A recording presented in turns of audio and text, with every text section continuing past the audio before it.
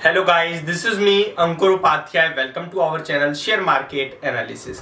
Guys, बात करने वाला हूं आईटी स्टॉक इन्फोसिस के बारे में। और मैं एक चीज और कहना चाहूंगा, मेरे पास काफी ज्यादा कमेंट्स टेक महिंद्रा को लेकर आ रहे हैं। मैं पूरी कोशिश करूंगा कि आज के सेशन में टेक महिंद्रा पे भी एक वीडियो अपलोड करी जाए, लेकिन अभी बात करने वाला हूं इन्फोसिस स्टॉक पे। आज के सेशन में स्टॉक में गिरावट देखने को मिली है आपको, लगभग 2% की 1.87% गिरकर क्लोजिंग दी है स्टॉक ने 1441 रुपीस के लेवल्स पे। आज के सेशन की बात करें तो 56.93 लाख शेयर्स ट्रेड होते हुए दिखे हैं। एवरेज वॉल्यूम्स लगभग 81 लाख शेयर्स के, यानी कि वॉल्यूम्स तो लगभग कम ही जो ट्रेड हुआ आज के सेशन में। स्टॉक अपने डे लो के पास ही क्लोजिंग देता हुआ दिखा है और काफी दिनों से स्टॉक में वन साइडेड गिरावट चल रही है, जहां पे बीच बीच में एक बाउंस बैक आते हैं जिसपे कहीं ना कहीं दोबारा से सेलिंग प्रेशर हैवी होता है और स्टॉक्स नीचे आते हैं।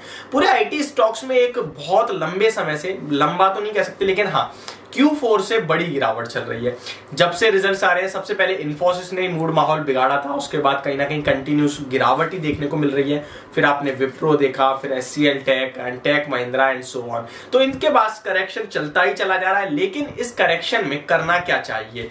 यहाँ पे खरीदने के मौके हैं या सेक्टर रोटेशन की बात चल रही है? अब आईटी कहीं ना कहीं एक कंसोलिडेशन मोड में चला जाएगा, रिसेशन के मोड में चला जाएगा, इस तरीके से भी लोगों के दिमाग में सवाल आ रहे हैं। तो कोशिश करूंगा इन सब बातों पे आप सभी के लिए क्वेश्चंस जितने भी हो सकते हैं आपके मैं आंसर देने की। तो चलिए इस वीडियो को आगे बढ़ाता हूं, लेकिन उससे पहले एक रिक्वेस्ट करना चाहूंगा, अगर आप मेरे चैनल पर पहली बार विजिट कर रहे हैं तो प्लीज को सब्सक्राइब कर ले, नोटिफिकेशन बेल आइकन दबा दें ताकि मेरी वीडियो आप तक पहुंचे सबसे पहले। एंड गाइस, अगर ये वीडियो आपको समझ आए, पसंद आए तो प्लीज को लाइक भी कर देना ताकि मुझे मोटिवेशन मिलती रहे।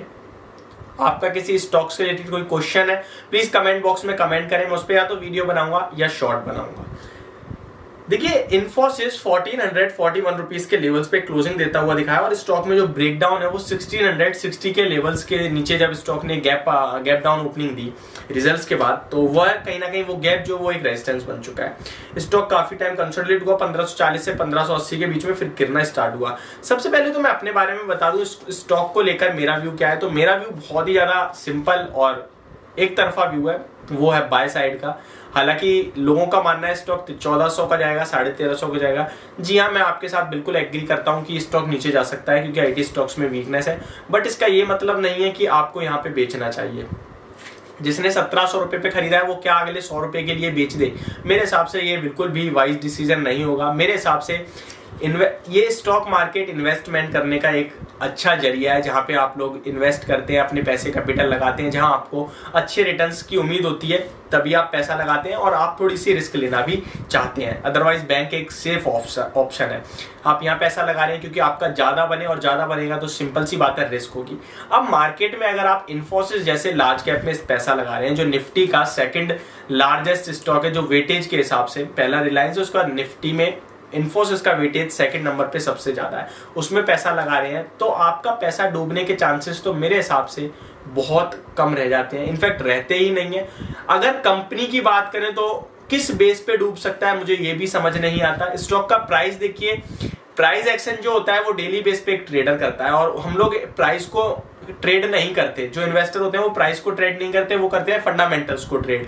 अगर आपने एक इन्वेस्टमेंट पर्पस से बाय करा और आपने फंडामेंटल्स ट्रेड करे हैं तो मुझे मैनेजमेंट में कोई दिक्कत नहीं दिखती। इनफैक्ट जो साहिल पारेख जी जिन्होंने इन्फोसिस को नई बुलंदियों पे लेके गए, वो दोबारा से रीअपॉइंट हुए, तो ये तो बहुत ही अच्छी बात थी।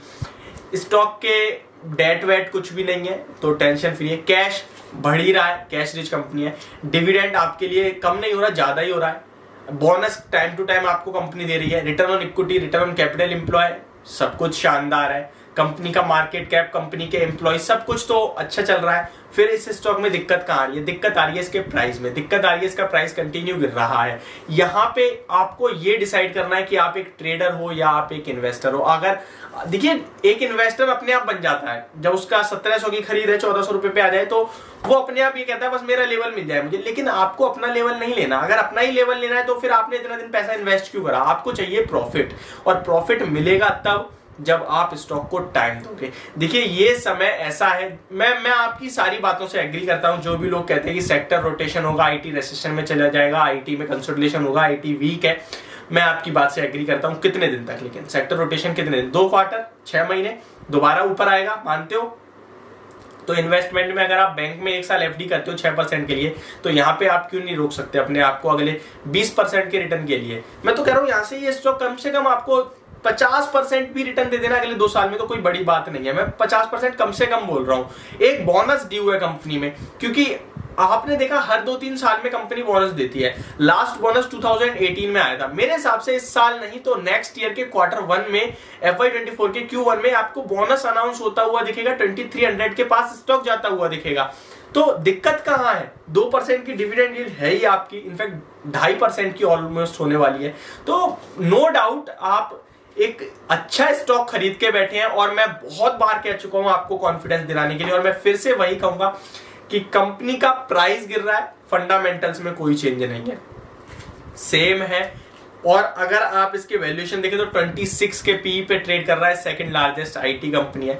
मेरे हिसाब से वैल्यूएशंस भी महंगे नहीं है, आप बिल्कुल रीजनेबल हो चुके हैं। खरीदारी करने की ही सलाह है, लेकिन एक साथ सारा पैसा ना लगाएं। मैंने आपसे ऑलरेडी कहा है, स्टॉक जितना गिरे आप उस हिसाब से एक्यूमुलेट करें। आप जितना भी पैसा लगाना चाहते हैं हर 5% पे ऐड करते चले। इस तरीके से आप अपनी पोजीशन को मेंटेन रखें। और अगर आपके पास फंड नहीं है तो आप रिलैक्स रहिए, डरने वाली बात नहीं है। बस पेशेंस देगा, आप पेशेंस चाहिए स्टॉक को, और आप रखिए धैर्य, आपको ये पैसा बना के देगा और बड़ा बना के देगा। तो होल्ड, बाय, एक्यूमुलेट सारी सलाह, बट सेल नहीं करना, बस सिंपल। ये थी मेरी वीडियो इन्फोसिस को लेकर। होप आपको समझ में आई होगी, पसंद भी। Thank you so much for watching this video and have a great day guys.